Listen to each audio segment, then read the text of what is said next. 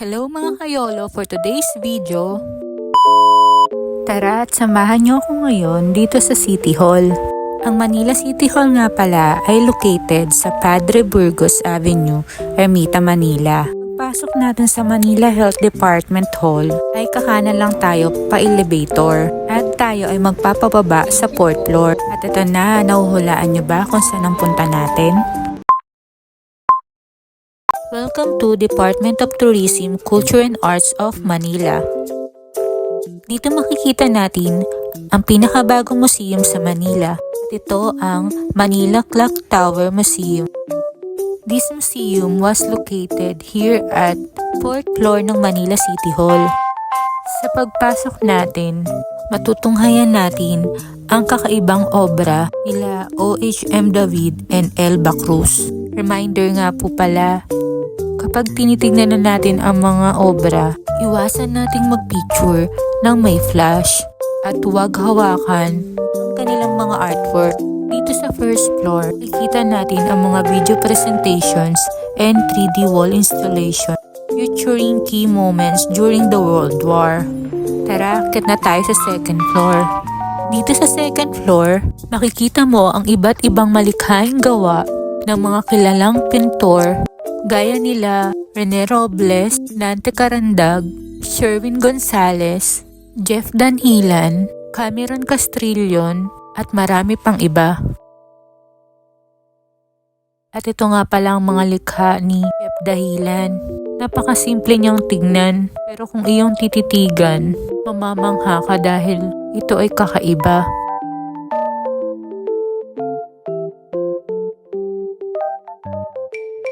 O diba nag-enjoy din kayo sa pagtingin sa mga likha niya? Dito naman sa kabilang banda ay ang mga likha ni Cameron Castrillo. Ang gaganda nila tingnan, pero sa totoo lang, hindi ko sila maintindihan. Sa kabilang dako naman, ito ang mga likha ni Agi Pangkatipunan. Kanyang mga likha ay more on woods. Ayan, ibang kukit ng pagong niya. Kakaiba rin ang painting na nakasabit dito at may malaki pang upuan. Ito naman sa kabilang kwarto, matutunghayan nyo ang mga painting ng mga mother and son, father and daughter. Tara, umakyat naman tayo sa 3rd floor. Dito sa 3rd floor, makikita natin ang Manila Clock Tower Cafe. Tingnan nyo naman, ang ganda niyang tignan. Here they serves drinks as well as cakes and pastries such as croissant and cheesecakes. Masasabi kong isa na to sa perfect spot para makapag-date ka mga kayolo. Meron nga din pala sila ditong all-day breakfast and pasta para sa mga may gustong heavy meal. At ayan nga, nag-try ako ng drinks. Masarap naman siya, promise. And now, akyat naman tayo sa 4th floor. Pag-akyat naman natin ng 4th floor ay matutunghayan natin ang sculpture gallery na puno ng mga likha ni Maestro Joe Daduin. But wait, there's more. Ating kilalanin ng ating mga naging mayor at kontribusyon nila sa ating lungsod. Dito makikita natin ang kanilang mga adhikain at ang replika ng kanilang mayor's office na siya namang napaka-IG worthy. O diba, pati mga window nila ang gaganda rin ng arts. Dito makakita kayo ng iba't iba pang klase ng paintings.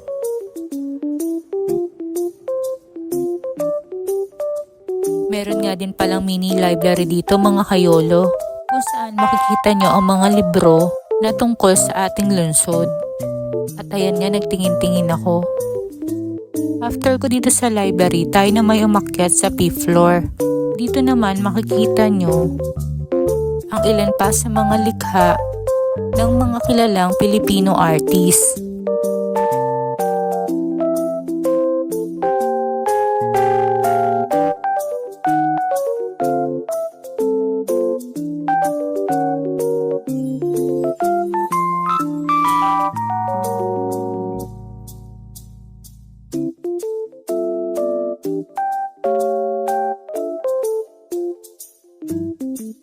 Dito naman ang Culture and Arts Hall. Sa bawat room, iba't ibang klaseng painting ang makikita nyo.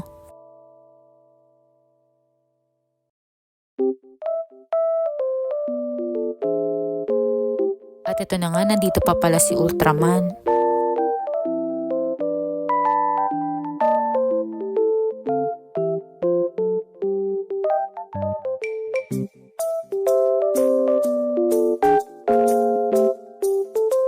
At ito na nga, ang himig sa Maynilad.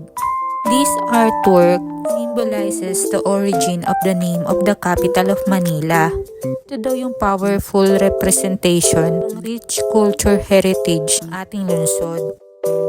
O diba, nagiging mananalaysay na tayo.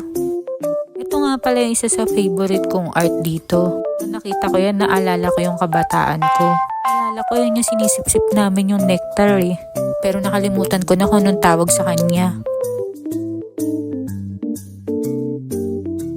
At ito na nga, para sa mga coffee lover dyan. O diba, pag nakita nyo yan, mapapakape ka na lang talaga. At tara na, atin namang akyatin ang napakagandang view na makikita sa kanilang clock tower. At ito na nga siya, mga kayolo.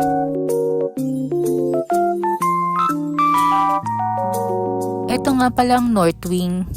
Dito makita nyo ang statue ng KKK. Tara naman at pumunta tayo sa West Wing.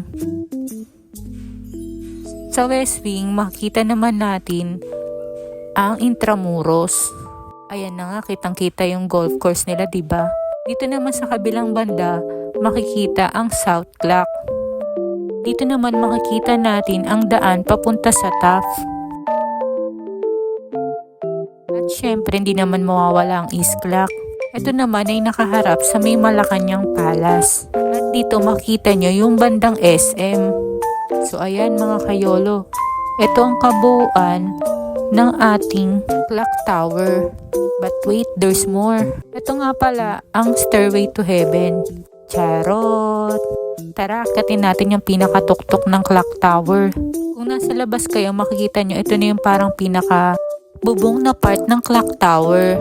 At ayan na nga, malapit na tayo sa tuktok. Dito guys, makita nyo yung magandang view kasi mas malaki yung bintana dito. Pero mga kayolo, medyo mainit dito ha. Kasi wala na siyang aircon. Ayan nga, tamang video at picture lang tayo. O diba, moment yan. Ito nga pala yung isa sa magandang view na makikita nyo. O diba, ganda ng paligid. Tara nang bumaba mga kayolo. Anong masasabi nyo mga kayolo? O diba, napaka-perfect date spot ng Clock Tower Manila? Bukod sa napakadaming ID-worthy spots dito, wala pa pong entrance sa ngayon. Ito po ay bukas ng Tuesday to Friday, 10 a.m. to 3 p.m. But strictly by appointment po ito. Yes mga kayolo, wala pong walk-in. Ang kailangan nyo lang gawin ay mag-register online. Mag-message lang po kayo sa kanilang FB account at magsabi ng inyong available date and time. So ano pang inaantay nyo mga kayolo? Sabi nga nila, you only live once. Kaya experience na natin habang libre pa. I hope you enjoy watching. See ya!